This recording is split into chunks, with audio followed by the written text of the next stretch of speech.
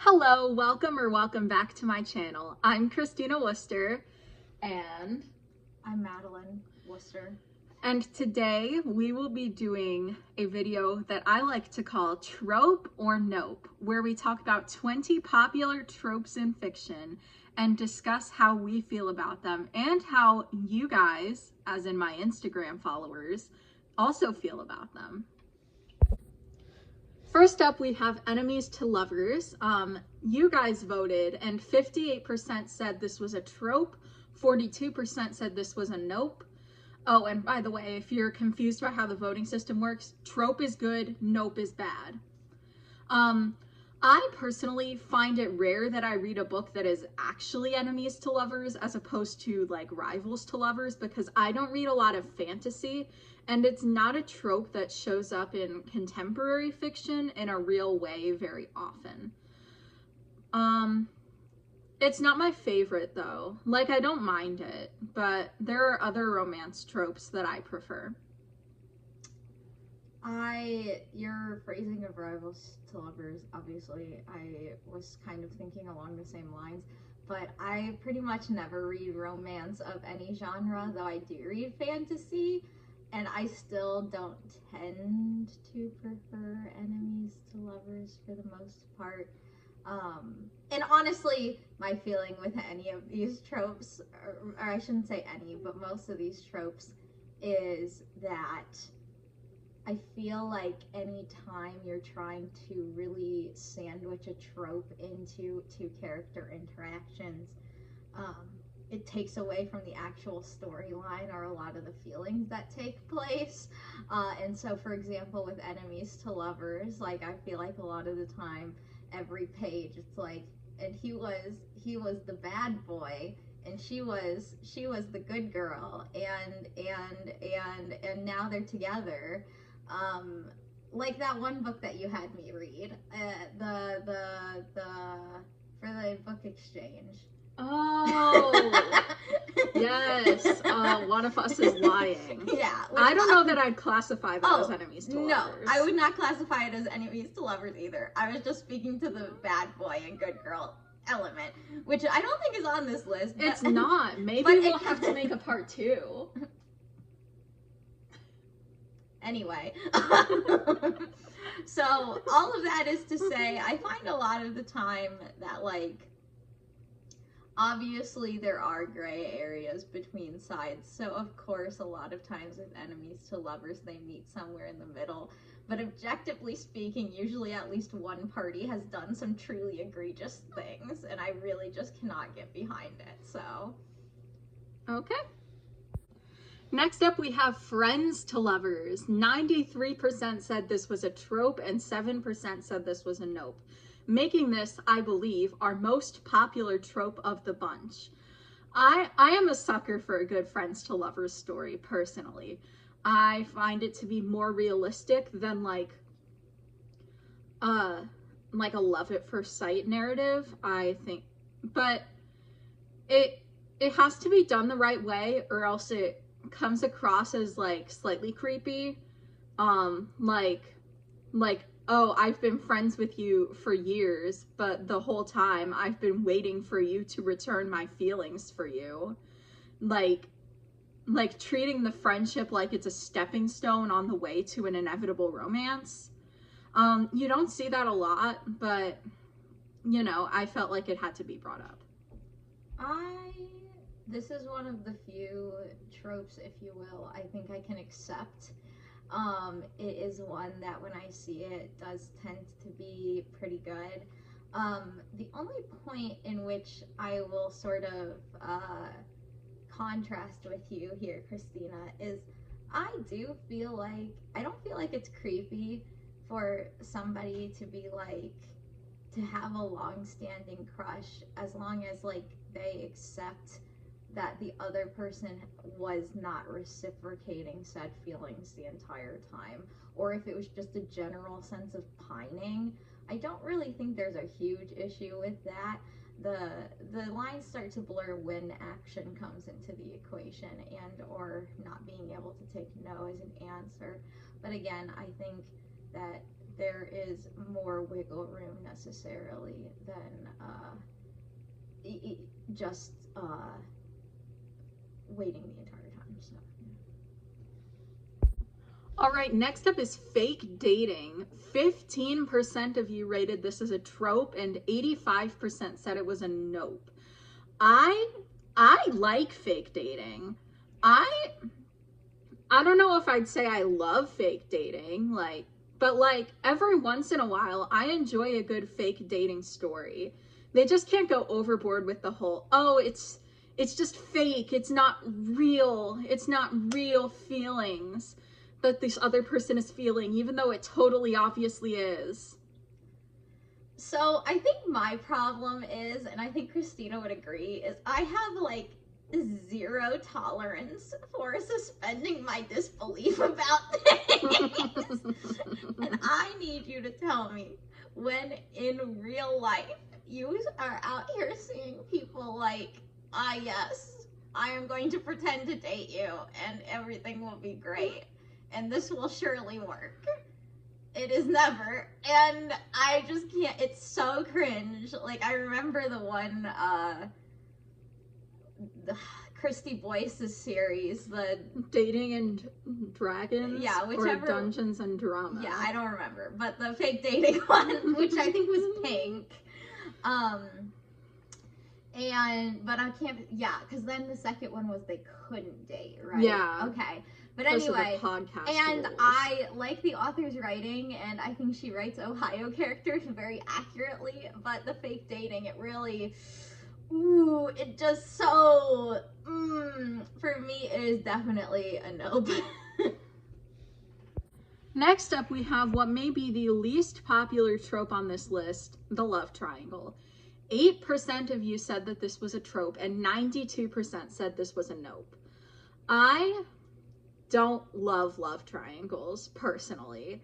They're not my favorite thing in the whole world, and it's usually incredibly obvious who the person is going to pick. I will say I think they can be done well.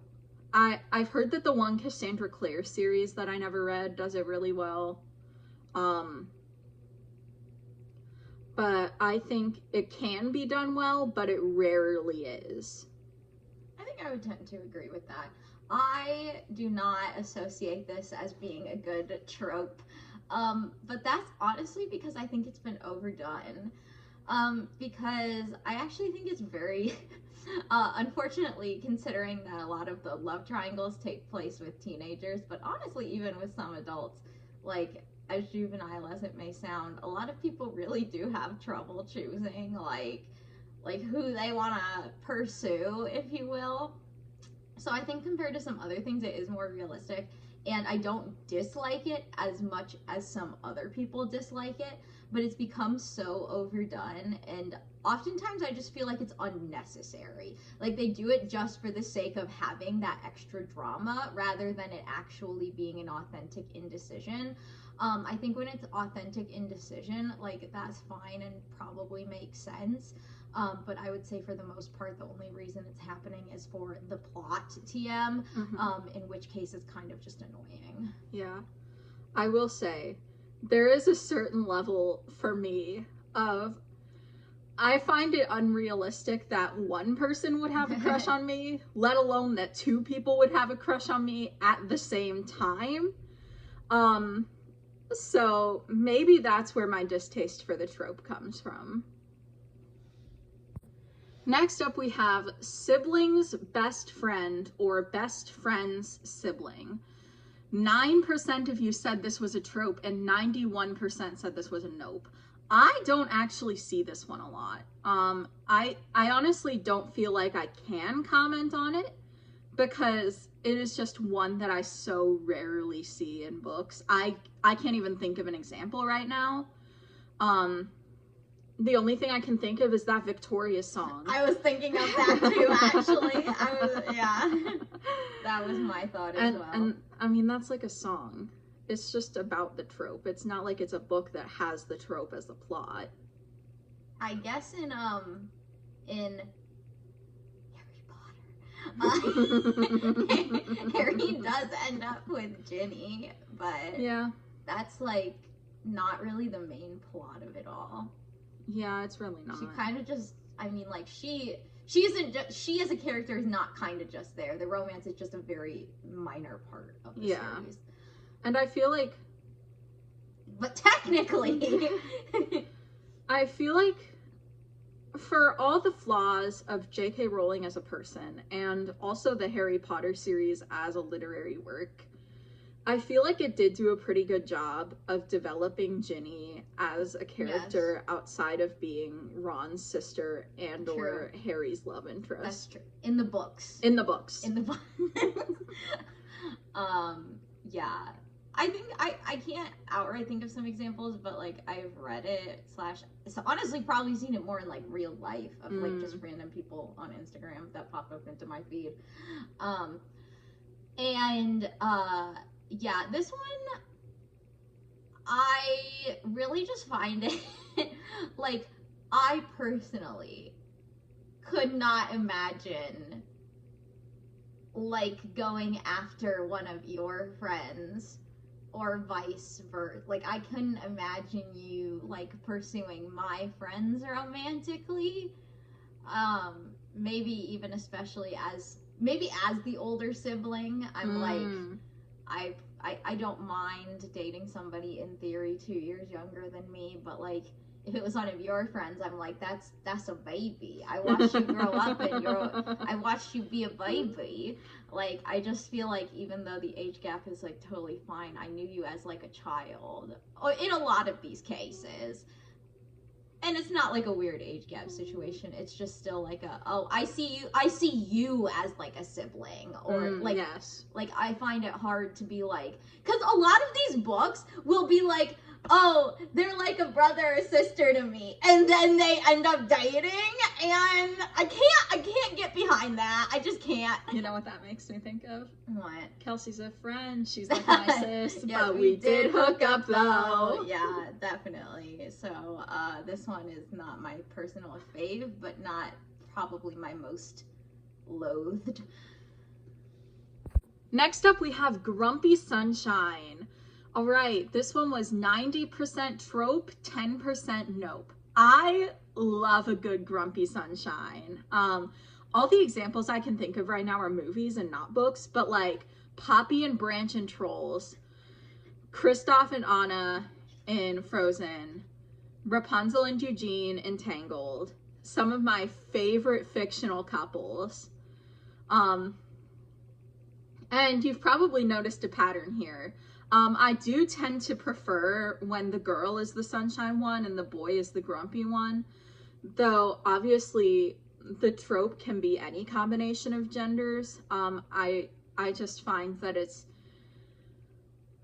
I tend to try to relate to characters. I don't always succeed, and that doesn't always mean that I hated the book, but you know, when I do see myself in a character, I tend to enjoy the book more, and I find it easier to see myself in a sunshine female character than a grumpy female character. But that's just me. I know a lot of people prefer the reverse as well. You know, like those golden retriever boys and their black cat girlfriends. But yeah, I've rambled long enough. So, I want to like this one more than I actually do. I don't hate it, but similarly to the problem of the enemies to lovers / good girl, bad boy situation, I feel like, and maybe it's just because I've read only, I think, one major book with this trope implemented into it. It was like the grumpy sunshine of it all was shoved down my throat. That one we read on vacation, the baking. Chef's Kiss. Yeah. And I actually I didn't hate the book. I liked the dynamic, but so maybe it's less about the about the trope than the writing of it all. But I think almost it is easier to digest in a film because they're not shoving it as far down your face with like the actual writing style of it. So that could be an interesting facet to explore these tropes across media. But specifically in terms of books, I don't hate it, but I sometimes hate the execution of it, which I guess could be said for most things. But tropes kind of just annoy me a lot. So Next up, we have Second Chance Romance. This was our only one with a 50-50 split. I think this is okay. I am not generally a fan of this trope.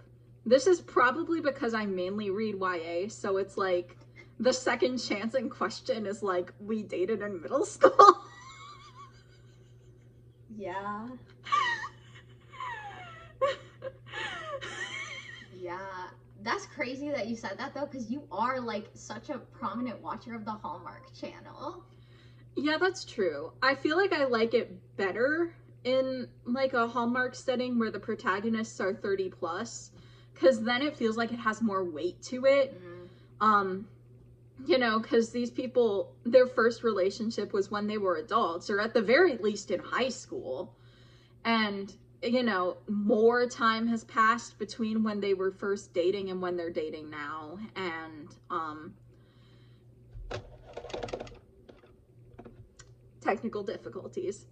But yeah, more time has passed, and it feels more realistic that the two people would reconcile and be able to be together again. But hey, is anything about a Hallmark movie truly realistic? I would say no. Is anything about a YA romance truly realistic? I would say no. No, I'm just kidding, kind of. But yeah, no, I don't like second chance romance. I dump him. If he was bad before, I don't know what to tell you. So, not my fave. Like trying again does not erase the past. Like, they've still objectively usually done, again, bad things. And, like, if it was like, oh, we, I don't know, like, he forgot Arbor Day. like, that's more fine, obviously, than, like, he cheated 7 times, or, like, he ran away despite it not making any sense and took our dog with him. But, like, so I guess there is a spectrum, but I generally disagree. I think that just dump him. That's what I think. Next up, we have Arranged Marriage. This was 40% trope, 60% nope.